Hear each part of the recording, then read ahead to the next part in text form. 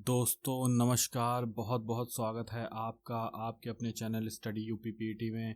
दोस्तों आज हम इस वीडियो में वैदिक संस्कृति के बहुत ही संक्षिप्त चर्चा करने वाले हैं।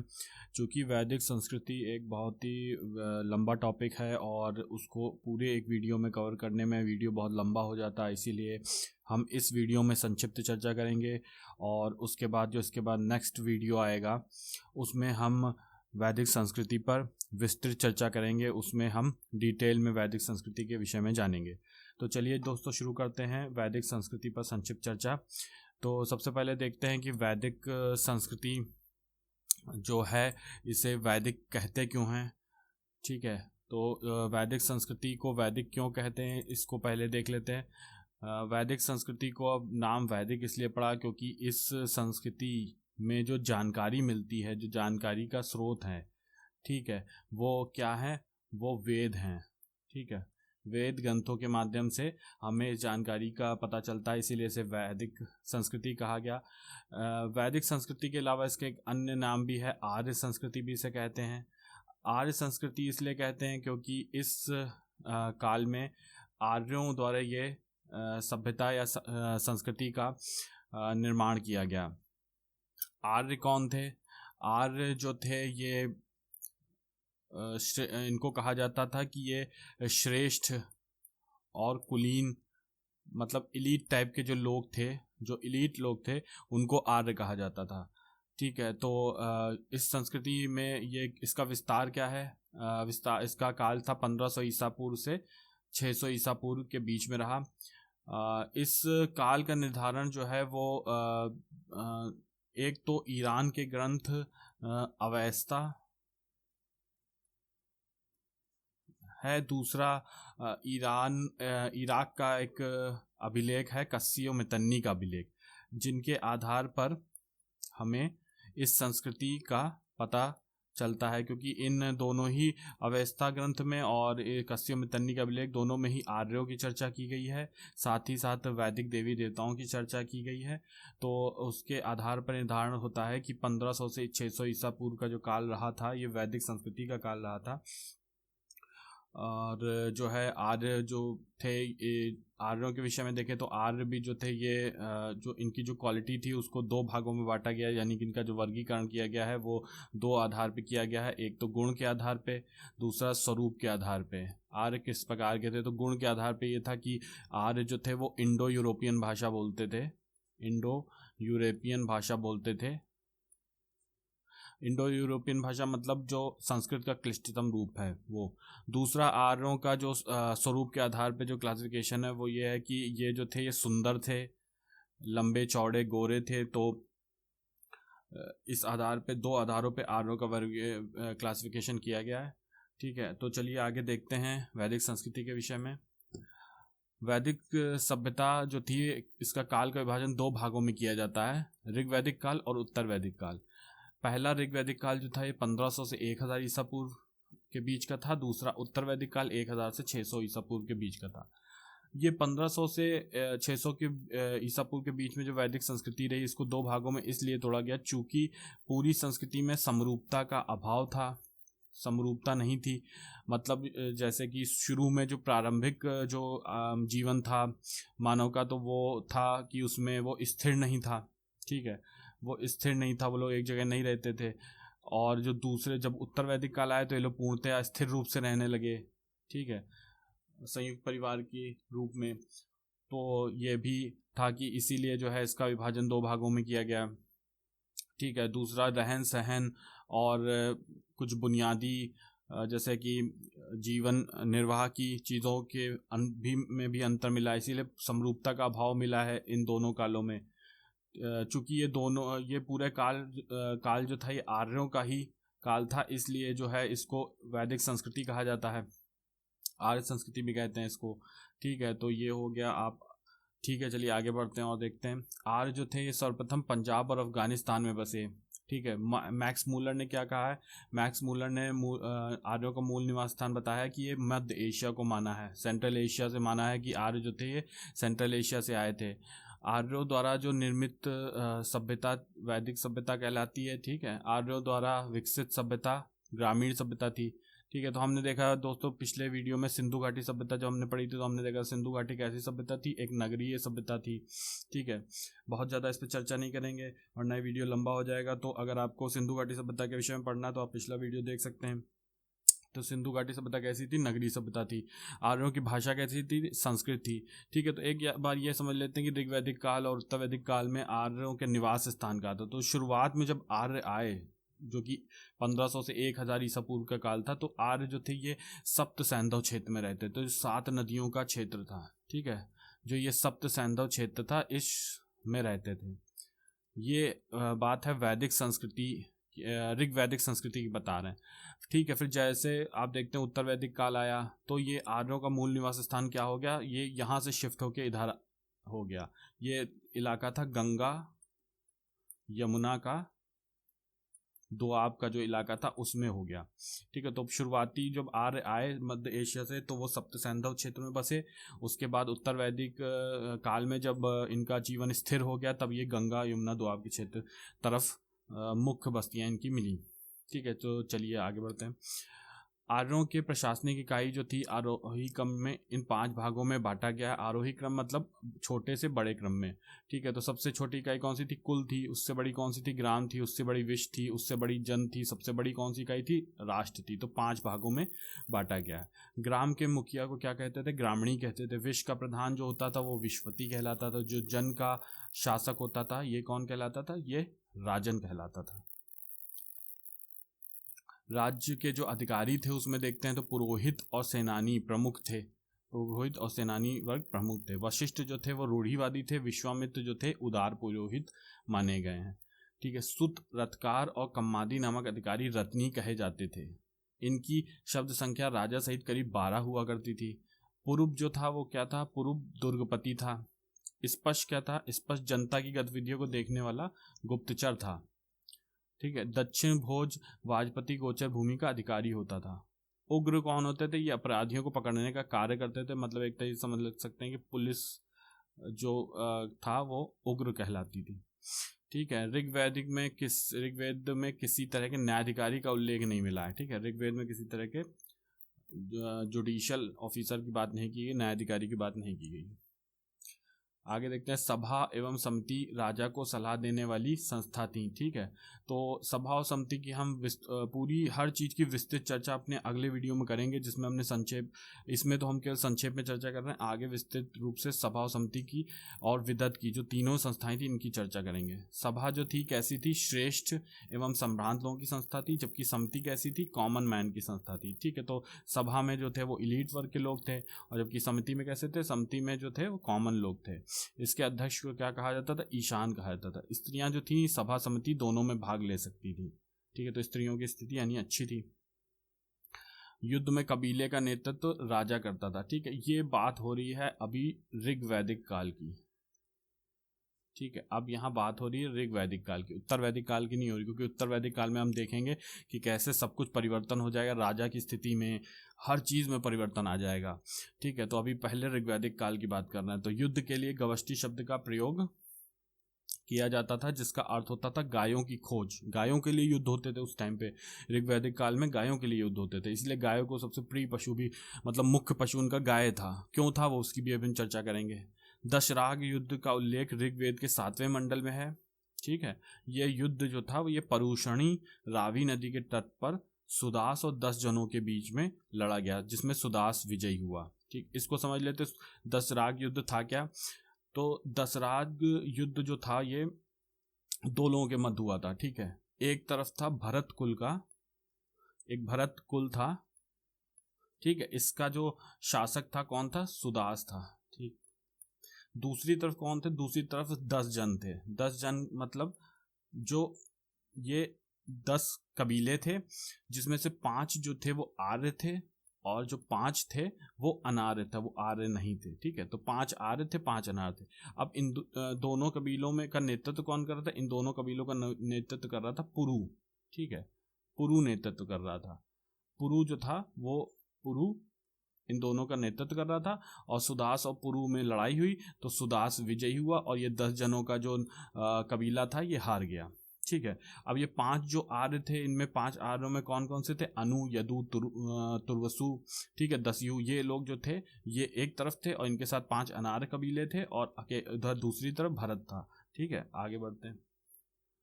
ऋग्वैदिक समाज जो था ये 4 वर्णों में विभाजित था। ठीक है, 4 वर्ण कौन से? यही ब्राह्मण, क्षत्रिय, वैश्य, शूद्र। यही ये विभाजन जो था किस तरह था? व्यवसाय पर आधारित था। मतलब जैसे कि अगर कोई पूजा कराता है तो ब्राह्मण कहा जाएगा, अगर कोई लड़ने जा रहा है तो उसको क्षत्रिय कहते थे। तो ये मतलब जो जैसा व्यवसाय पकड़ता था उस आधार पर उसका होता था। कोई मतलब व्यापार का काम कर रहा है तो वैश्य कहा गया, कोई अगर वैसा छोटा काम कर रहा है तो उसको शूद्र कहा गया।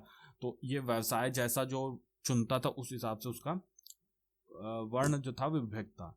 ठीक है, ऋग्वेद के ये जो 4 वर्ण है इंपॉर्टेंट है, पिछली बार की कई परीक्षाओं में पूछा जा चुका है। मोस्ट इंपॉर्टेंट क्वेश्चन है कि 4 वर्णों का उल्लेख किस में हुआ? तो ऋग्वेद के 10वें मंडल में एक पुरुष सूक्त है, उसमें इन 4 वर्णों का उल्लेख मिलता है।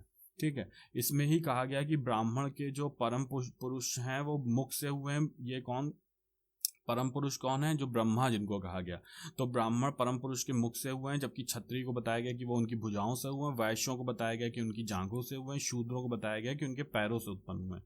ठीक है, तो ये इंपॉर्टेंट क्वेश्चन है, एकदम इसको बिल्कुल याद रखना है। और 10वें मंडल के पुरुष सूक्त में, ठीक है, तो 4 वर्ण का उल्लेख 10वें मंडल पुरुष सूक्त में, किसमें? ऋग्वेद में। ठीक है, यहाँ पे एक और चर्चा हम कर लेते हैं। एक और बहुत इंपॉर्टेंट क्वेश्चन है, हमेशा पूछा जाता है।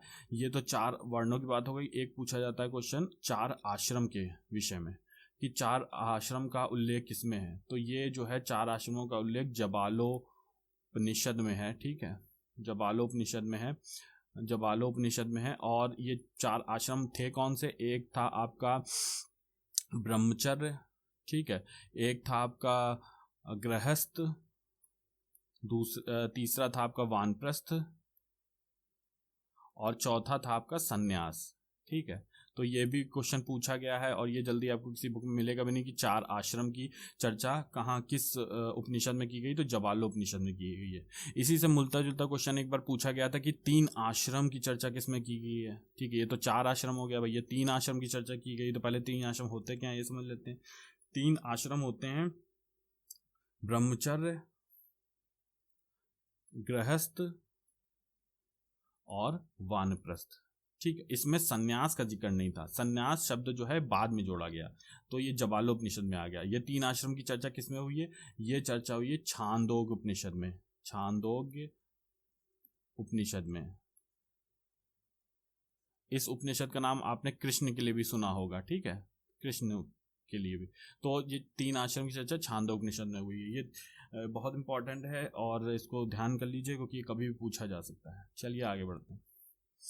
आर्यों का जो समाज था एक ऐसा था, पितृ प्रधान था। मतलब जो थी यहाँ पे सोसाइटी कैसी थी? मेल डोमिनेंट सोसाइटी थी। ठीक है, पुरुष प्रधान समाज था। और अगर हम इसमें तुलना करें तो सिंधु समाज से, तो सिंधु समाज कैसा था? सिंधु समाज था मात्र सत्तात्मक समाज। कैसे कहा गया कि मात्र सत्तात्मक समाज था? क्योंकि उस काल में जो खुदाई उत्खनन हुआ है उसमें बहुत सारी मृण मूर्तियां स्त्रियों की निकली हैं। तो ये कहा जा सकता है कि समाज जो था वो मात्र प्रधान समाज था। ठीक है, समाज की अब देखिए सबसे छोटी इकाई ऋग्वैदिक काल में क्या थी? परिवार थी, जिसे कुल कहा जाता था। इसका मुखिया जो होता था वो पिता होता था, और इसे कुलुप कहा जाता था। इसीलिए कहा गया कि समाज कैसा था? पितृ प्रधान समाज था। आगे देखते हैं कि स्त्रियां इस काल में अपने पति के साथ यज्ञ कार्य में भाग लेती थी। ये बात अभी हम जो कर रहे हैं वो ऋग्वैदिक काल की कर रहे हैं। ठीक है, तो ये चीज़ ध्यान रखिए। वैसे तो अभी विस्तृत जब वीडियो आप देखेंगे तो उसमें हमने बहुत ही इतना क्लियरिटी तुलनात्मक अध्ययन किया है कि एकदम आपका ये वैदिक संस्कृति से लेके कोई क्वेश्चन कभी छूटने वाला नहीं है किसी भी परीक्षा में। तो क्योंकि तुलनात्मक अध्ययन करने से क्या रहता है, चीज़ें दिमाग में बैठ जाती हैं। ठीक है, तो अभी तो ये संक्षिप्त चर्चा है, तो जो बच्चे पहले से पढ़ चुके हैं तो वो संक्षिप्त चर्चा भी देख के अपना रिकॉल कर सकते हैं। लेकिन जिनको विस्तृत देखना है, सारे इंपॉर्टेंट क्वेश्चन उसमें इंक्लूड किए गए हैं, तो उसको ज़रूर देखिएगा। ठीक है, बाल विवाह और पर्दा प्रथा का प्रचलन नहीं था। इससे पता चलता है कि स्त्रियां कैसी थी। स्त्रियों की ऋग्वैदिक काल में स्थिति बहुत बढ़िया, अच्छी स्थिति थी। ठीक है, विधवा जो थी क्या करती थी कि अगर उसका मृतक पति अगर मर जाता था, मृतक पति के छोटे भाई देवर से विवाह कर सकती थी। तो स्त्रियों को छूट थी। इस प्रथा को क्या कहते थे? नियोग प्रथा कहते थे। ठीक है, इसको क्या कहते थे? नियोग प्रथा। स्त्रियां जो थी ये शिक्षा ग्रहण कर सकती थी। ठीक है, ये कैसे मिलता है? ऋग्वेद में हमें लोपामुद्रा, घोषा, सिक्ता, अपाला, विश्वास जैसी विदुषी स्त्रियों का वर्णन है, जिससे पता चलता है कि ये स्त्रियों को शिक्षा के अधिकार थे। ये कुछ जो उस वक्त की विदुषी स्त्रियां थी उनके नाम है, तो लोपामुद्रा, घोषा, सिक्ता, अपाला, विश्वास थी। ठीक है, गार्गी ने जो है याज्ञवल्क्य को वाद विवाद की चुनौती दी थी। तो आप समझ सकते हैं कि शिक्षित महिलाएं कितना शिक्षित थी महिलाएं कि वो वाद विवाद तक करती थी, शास्त्र करती थी। ठीक है, जीवन भर अविवाहित रहने वाली महिलाओं को क्या कहा जाता था? अमाजु कहा जाता था। आगे देखते हैं, आर्यों का मुख्य पेय पदार्थ कौन सा था? सोमरस था, जिसको वनस्पति से बनाया जाता था। आगे हम देखेंगे कि कैसे जो है एक देवता थे इनके सोम, जिनको वनस्पति का देवता कहा जाता था। ठीक है, तो उसी से बना था सोमरस। उपनिषदों के कुल की संख्या, उपनिषद मतलब कुल कितनी संख्या में है? 108 संख्या में, और महापुराण 18 हैं। वेदांग की संख्या कितनी है? 6 है। इस पे विस्तृत चर्चा हम अपने पिछले वीडियो में कर चुके हैं। सारे उपनिषद, वेद, पुराण सबकी चर्चा हमने की है, आप उसको जरूर देखिएगा, उसमें से क्वेश्चन हमेशा पूछे जाते हैं परीक्षाओं में। ठीक है, तो यहाँ पे हम इसकी चर्चा नहीं करेंगे। आर्य मुक्ता कितने 3 प्रकार के वस्त्रों का प्रयोग करते थे? एक वास होता था, एक अधिवास होता था, एक उष्णीश होता था। ठीक है, तो एक जो था वो बदन के ऊपर पहनते थे, एक नीचे, जैसे आजकल हम लोग पहनते पैंट, ठीक है, पैंट जीन्स, तो वो होता था, और एक बीच में होता था जो इन दोनों को ढकता था। ठीक है, तो ये वास होता था, अधिवास होता था, उष्णीश होता था। अंदर पहनने वाले वस्त्र को निवि कहा जाता था। ठीक है, देखेंगे आर्यों का मनोरंजन का मुख्य साधन क्या था? ये लोग संगीत सुनते थे, रथ दौड़ देखते थे, घुड़दौड़ करते थे, दूध कीड़ा खेलते थे। ठीक है, आर्यों का मुख्य व्यवसाय कैसा था? पशुपालन और कृषि दोनों ही ये लोग करते थे। ठीक, गाय को अगन्या ना मारे जाने योग्य पशु की श्रेणी में रखा गया था। गाय की हत्या करने वाले या उसे घायल करने वालों के लिए वेदों में क्या कहा गया है कि ऐसे व्यक्ति को मृत्युदंड दे देना चाहिए, देश निकाल देना चाहिए। तो देखिए, गायों के लिए, इसलिए गाय जो थे महत्वपूर्ण पशु, तो गायों के लिए गवष्टि शब्द का भी प्रयोग किया गया है। जो गायों के लिए मतलब गवष्टि मतलब उसके लिए युद्ध होते थे बाकायदा, तो इसलिए गाय का जो स्थान था पशुओं में काफ़ी ऊपर था। प्रिय पशु कौन सा था? आर्यों का घोड़ा था। वो इसलिए भी था क्योंकि एक तो ये द्रुतगामी था, बहुत तेजी से कहीं भी आने जाने का साधन था, साथ ही इसमें रथ को जोड़ देने से क्या था, युद्ध में प्रयोग किया जा सकता था, जिस कारण घोड़ा का महत्व पशुओं में ज़्यादा था। लेकिन पूजनीय कौन सा था? गाय थी। ठीक है, अगर हम इसकी तुलना करें सिंधु सभ्यता से, तो सिंधु सभ्यता में हमने देखा था कि गाय का कहीं कोई प्रमाण नहीं मिला है। गाय का माना था गाय नहीं थी, गाय का कोई स्पष्ट प्रमाण नहीं मिला है। दूसरी बात यह है कि उस वक्त जो प्रिय पशु था वो कुबड़ वाला सांड था। ठीक है, तो ये चीज़ देखनी जरूरी है। ठीक, सिंधु सभ्यता में कुबड़ वाला सांड था। ठीक है, सर्वाधिक प्रिय देवता कौन थे? ऋग्वैदिक काल में इंद्र थे। ठीक है, बाद में हम देखेंगे उत्तर वैदिक काल में जो प्रिय देवता थे वो प्रजापति हो गए थे आर्यों के। चलिए आगे देखते हैं, आर्यों द्वारा खोजी गई धातु कौन सी थी? लोहा थी। ठीक है, हम सिंधु घाटी की बात करें तो सिंधु घाटी में लोहा का कोई प्रमाण नहीं मिला है। ठीक है, तो लोहा की जो खोज थी वो आर्यों द्वारा की गई थी। इसे श्याम अयस्क और तांबे को लोहित अयस्क कहा जाता था। व्यापार हेतु दूर दूर तक जाने वाले व्यक्ति को क्या कहते थे? पणी। पणी मतलब ही व्यापार ही होता है। ठीक है, लेन देन में वस्तु विनिमय प्रणाली प्रचलित थी, मतलब एक वस्तु के बदले में दूसरी वस्तु दी जाती थी, कोई चीज़ अगर लेनी हो तो। ऋण देकर ब्याज देने वाले व्यक्ति को क्या कहते थे? सूदखोर कहा जाता था। ठीक है, चलिए आगे देखते हैं, मनुष्य और देवताओं के मध्यस्थ की भूमिका निभाने वाले देवता को क्या कहा जाता था? अग्नि की पूजा की जाती थी। अग्नि को जो था वो मनुष्य और देवता के बीच का मध्यस्थ कहा जाता था। क्यों कहा जाता था? देखिए, ऋग्वैदिक समाज में जो थी यज्ञों की बड़ी प्रधानता थी, यज्ञ बहुत होते थे, तो यज्ञों में जब पूजा हवन सामग्री डाली जाती थी तो अग्नि जला के डाली जाती थी। अब यह माना जाता था कि जो वो देवता, जिस देवता को वो समर्पित कर रहे हैं पूजा सामग्री, वो देवता तक ये सामग्री पहुंचाने का कौन काम कर रहा है? अग्निदेव कर रहे हैं, तो अग्निदेव इसीलिए मध्यस्थ माने जाते थे। ठीक है, चलिए आगे देखते हैं, ऋग्वेद में उल्लिखित सभी नदियों में सरस्वती जो थी ये सबसे महत्वपूर्ण नदी थी और पवित्र मानी जाती थी। ठीक है, ऋग्वेद में गंगा का 1 बार जिक्र हुआ है और यमुना का 3 बार उल्लेख हुआ है। इसमें सिंधु नदी का उल्लेख सर्वाधिक बार हुआ है, क्योंकि अभी हम चर्चा कर चुके हैं ऋग्वैदिक संस्कृति कहाँ थी? ये सप्त सैंधव क्षेत्र में विस्तृत थी। ठीक है, सप्त सैंधव क्षेत्र में आपके सिंधु थी, झेलम थी, चेनाब थी, रावी थी, व्यास थी और सरस्वती थी। ठीक है, आगे चलते हैं, 7 नदियों का प्रदेश सप्त सैंधव प्रदेश कहलाता था। कुछ दर्शन हैं उनके प्रवर्तक यहाँ देखते हैं, हमेशा परीक्षाओं में पूछा जाता है, अक्सर मिलाने के लिए प्रश्न आता है। तो जो चरवाक दर्शन है ये किसने दिया था? ये चरवाक मुनि ने, चरवाक ऋषि ने दिया था। ठीक है, पूर्व मीमांसा दिया था जैमिनी ने। योग जो है सभी जानते हैं पतंजलि का दिया हुआ है दर्शन। उत्तर मीमांसा का दर्शन बादरायण ने दिया था। सांख्य दर्शन जो था सबसे प्राचीन था, ये किसने दिया था? कपिल मुनि ने दिया था। वैशेषिक दर्शन किसने दिया था? कणाद या उलूक जिनको कहा जाता था, उन्होंने दिया था। न्याय जो है सभी जानते हैं गौतम का फेमस था। ठीक है, तो अब इसमें मिलाने वाला क्वेश्चन आता है। देखिए इसमें चारवाक तो याद रहेगा, आसान है, चारवाक ने दिया। ठीक है, योग भी याद रहेगा, आराम है से, क्योंकि योग पतंजलि का सभी लगभग जानते हैं। सांख्य दर्शन भी जिसने बुद्ध को पढ़ा है तो देखा है कि बुद्ध ने सबसे पहले शिक्षा सांख्य दर्शन में प्राप्त की थी, और साथ ही सांख्य दर्शन सबसे प्राचीन दर्शन भी है, तो वो भी कपिल मुनि ने दिया, जानते हैं सब। न्याय को भी देखते हैं कि न्याय गौतम का काफ़ी प्रचलित है। न्याय गौतम का याद रखना भी आसान है, आप गौतम एक तरीके से इससे रिलेट कर सकते हैं कि गौतम बुद्ध का भी नाम गौतम था। ठीक है, और न्याय एक तरीके से इस तरह याद कर सकते हैं।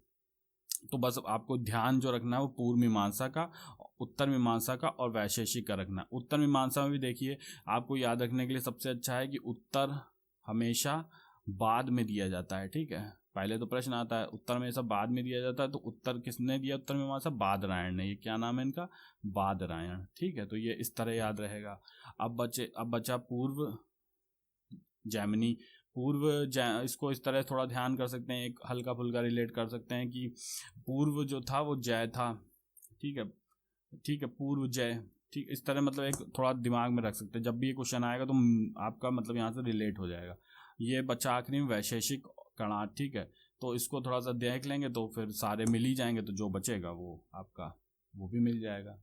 ठीक है, चलिए आगे देखते हैं। अब यहाँ पे कुछ ऋग्वैदिक कालीन नदियां हैं जिनको प्राचीन नाम जिनका है और दूसरी तरफ आधुनिक नाम है। ठीक है, तो प्राचीन नाम और आज क्या बुलाया जाता है उनको। कुब्र को देखते हैं, इसको अब कुर्रम कहा जाता है। ठीक है, विपाशा को कहते हैं व्यास। ठीक है, इसको याद करने के लिए सबसे अच्छा है, समझ लीजिए सिकंदर जो थी, सिकंदर की सेना व्यास नदी को देख के लौट गई थी। ठीक है, तो आप ये समझ सकते हैं विपाशा को देख के सिकंदर की सेना लौट गई थी, तो इससे याद हो जाएगा आपको। ठीक है, फिर है कुभा। कुभा काबुल को कहते हैं, देखिए सिमिलर साउंड कर रहा है। सदा नीरा, सदा बहने वाली गंडक। ठीक है, वितस्ता, ये आपको याद रखना होगा। झेलम अक्सर पूछता है बस मिलाने के लिए। ठीक है, तो मिला इसलिए जो है आप एलिमिनेट करके भी इसको जो है कर सकते हैं सॉल्व। ठीक है, तो आपको कम से कम मैक्सिमम याद रखनी, जो एक दो बचेंगी तो वो अपने आप ही एलिमिनेट प्रोसेस से आपकी मिल जाएंगी। ठीक है, तो वितस्ता हो गई, झेलम। द्वितीय क्या थी? घग्गर नदी अब कहते हैं इसको। ठीक है, अस्किनी कहते हैं चिनाब नदी को। ठीक है, अस्किनी कहते हैं चिनाब नदी को। गोमती, गोमल, सेम साउंड, और ज़्यादातर लोग सुनते भी रहते होंगे गोमती, गोमल। परुष्णी, रावी। यहाँ इसको याद कैसे रखेंगे इसमें, क्योंकि दसराग का युद्ध जो इसकी हमने चर्चा की अभी, दसराग का युद्ध इसी नदी पे लड़ा गया था। ठीक है, सुवस्तु, स्वात, शतुद्री, सतलज। ठीक है, चलिए आगे बढ़ते हैं। अब ये कुछ ऋग्वैदिक कालीन देवता हैं जो कि जो थे उस टाइम पे, कौन से देवता किस चीज़ से संबंधित था इसकी इन लोगों ने व्याख्या की थी। जैसे इंद्र को कहते थे कि युद्ध का नेता और वर्षा का देवता था ऋग्वैदिक काल में। अग्नि को देवताओं का मध्यस्थ माना जाता था। ठीक है, वरुण को माना जाता था, वरुण देवता जो थे पृथ्वी और सूर्य के निर्माता माने जाते थे। समुद्र का देवता भी इनको कहा जाता था। विश्व का नियामक और शासक, सत्य का प्रतीक इसको माना जाता था। ऋतु परिवर्तन और दिन रात का कर्ता माना जाता था। इसको बस एक बार देख लीजिए, कोई बहुत ज़्यादा नहीं, कभी आएगा तो मिलाने के लिए भले ही आए। धौ जो था वो आकाश का देवता था, इसे सर्वाधिक सबसे प्राचीन देवता कहते थे। ठीक है, सोम जो था वो वनस्पति का देवता था। हमने देखा भी था अभी, सोमरस का पढ़ा था। सोमरस जो था वो वनस्पति से बनता था, इसका प्रयोग जो थे आर्य करते थे। उषा जो था प्रगति और उत्थान का देवता था। अश्विन कैसा देवता था? अश्विन जो था विपत्तियों को हरने वाला देवता था। ठीक है, पूषण कैसा देवता था? पशुओं का देवता था। विष्णु कौन से देवता थे? विश्व के संरक्षक और पालनकर्ता कहे जाते थे, आज भी कहे जाते हैं। मरुत जो है वो आंधी तूफान का देवता था। चलिए आगे देखते हैं। उत्तर वैदिक काल में राजा के राज्याभिषेक के समय राजसू यज्ञ का अनुष्ठान किया जाता था। जितने भी यज्ञों की चर्चा है हमने अपने विस्तृत जो वीडियो इसके बाद आएगा वैदिक संस्कृति का, उसमें हमने करी है, तो उसको ज़रूर देखिएगा, तो आपको सब यज्ञ के विषय में क्लियरिटी हो जाएगी। उत्तर वैदिक काल, अब यहाँ पे जो बात हो रही है वो उत्तर वैदिक काल की संक्षिप्त बात करने जा रहे हैं। उत्तर वैदिक काल, इसको थोड़ा सा ध्यान रखिएगा। तो अब जो जो 4 वर्ण की हमने बात की थी, वो 4 वर्ण जो थे वो व्यवसाय के बजाय अब जन्म के आधार पे हो गए। पहले क्या था, ऋग्वैदिक काल में ब्राह्मण का उसको कहा जाता था जो पूजा पाठ कराता था, युद्ध जो लड़ता था उसको क्षत्रिय कहा जाता था, कोई जन्म नहीं था। अब क्या हो गया, अगर ब्राह्मण के घर में कोई बच्चा पैदा हुआ तो उसको ब्राह्मण कहा जाता है, भले ही उसका काम ये हो चाहे ना हो। क्षत्रिय के घर में जो पैदा हुआ उसको क्षत्रिय कहा जाने लगा, ठीक है। तो अब जो था वो वर्ण व्यवस्था जन्म पर आधारित हो गई, ठीक है। और ये वर्ण व्यवस्था हमने देखा था कब, किसमें चर्चा है, ये ऋग्वेद में चर्चा थी इसकी। ऋग्वेद के 10वें मंडल में पुरुष सूक्त में चर्चा थी इसकी, ठीक है। उत्तर वैदिक काल में हल को सिरा और हल रेखा को सीता कहा जाता था। उत्तर वैदिक काल में निष्क और शतमान मुद्रा की इकाइयां थी, लेकिन इस काल में किसी खास भार आकृति मूल्य के सिक्कों का चलन का कोई प्रमाण नहीं मिलता है। इसीलिए वस्तु विनिमय भी कहा गया कि वस्तु विनिमय के आधार पर व्यापार होता था, ठीक है। सांख्य दर्शन जो था भारत का सभी दर्शनों में सबसे प्राचीन था। अभी हमने देखा सांख्य दर्शन किसने दिया था, ये कपिल मुनि ने दिया था, ठीक है। इसके अनुसार मूल तत्व कितने थे, 25 थे, जिसकी प्रकृति जो थी इसमें पहला तत्व थी, ठीक है। सत्यमेव जयते मुंडकोपनिषद से लिया गया है। ये क्वेश्चन लोक सेवा आयोग में पूछा गया था पिछली परीक्षा में, तो उसमें मुंडकोपनिषद के 2 ऑप्शन दिए थे, एक में मुंडकोपनिषद बड़े ऊ से दिया था, एक में मुंडकोपनिषद छोटे ऊ से दिया था। तो उसमें बताना था कि सत्यमेव जयते किससे लिया गया है।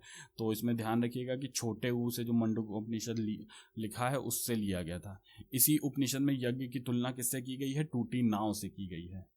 गायत्री मंत्र जो था वो सवित नामक देवता को संबोधित था, जिसका संबंध किससे था, ऋग्वेद से था, ठीक है। गायत्री मंत्र की चर्चा, ठीक है। और गायत्री मंत्र की रचना क्यों की गई थी, क्योंकि लोगों को आर्य बनाना था। किसने कहा कि लोगों को आर्य बनाना था, विश्वामित्र चाहते थे कि लोगों को आर्य बनाया जाए, तो इसके लिए जो है उन्होंने गायत्री मंत्र की रचना की, ठीक है। गायत्री मंत्र की रचना इसलिए उन्होंने की थी। तो अभी हम इसके बारे में डिटेल में चर्चा जो है अपने विस्तृत वाले वीडियो में करेंगे, इसके बाद जो वीडियो आएगा उसमें, ठीक है। उत्तर वैदिक काल में कौशाम्बी नगर में प्रथम बार पक्की ईंटों का प्रयोग मिलता है, किया गया है, ठीक है। महाकाव्य 2 थे, महाभारत और रामायण, ठीक है। इससे संबंधित प्रश्न ये आ चुका है पूर्व परीक्षा में कि महाभारत का पुराना नाम क्या था। तो महाभारत का पुराना नाम जय संहिता था, विश्व का सबसे बड़ा महाकाव्य है, ठीक है। महाभारत की रचना किसने की थी, व्यास ने की थी, ठीक है। इसी तरह रामायण से संबंधित एक प्रश्न आया था कि आदि काव्य किसे कहा जाता है, तो वो रामायण को आदि काव्य कहा जाता है। आदि का मतलब होता है प्रथम या पहला, जहां भी आदि शब्द का प्रयोग होगा उसका मतलब ही होगा सबसे पहला, ठीक है। और इसमें इम्पोर्टेंट है कि इसकी रचना किसने की थी, वाल्मीकि ने की थी, ठीक है।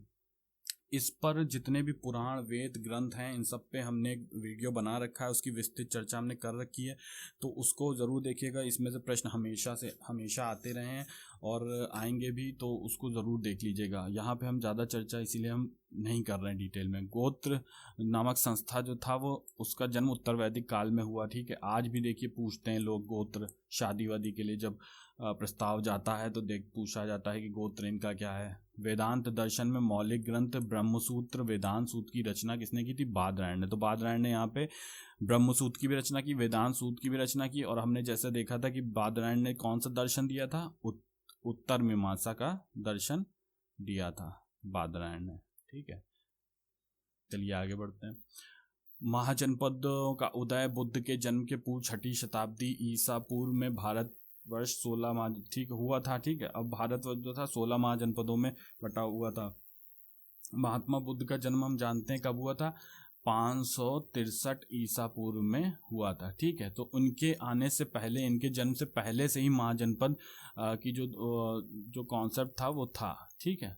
और इन महाजनपदों के विषय में पता कैसे चलता है कि 16 महाजनपदों में महाजनपद जो थे वो 16 थे, ये हमें पता चलता है बौद्ध ग्रंथ के अगंतुर निकाय से। साथ ही साथ एक जैन ग्रंथ था, जैन ग्रंथ जो था वो भगवती सूत्र, ठीक है, भगवती सूत्र, इसमें भी चर्चा की गई है 16 महाजनपदों की। तो हम इसके लिए एक अलग वीडियो बनाएंगे, क्योंकि ये तो पता होना चाहिए। अगर आप इतिहास पढ़ रहे हैं तो आपको महाजनपद कौन सा कहाँ था, एटलीस्ट 16 के 16 याद ना हो, लेकिन उनकी लोकेशन तो ज़रूर पता हो कि कौन सा महाजनपद कहाँ था। इसके लिए एक हम वीडियो आपको देंगे इसके बाद।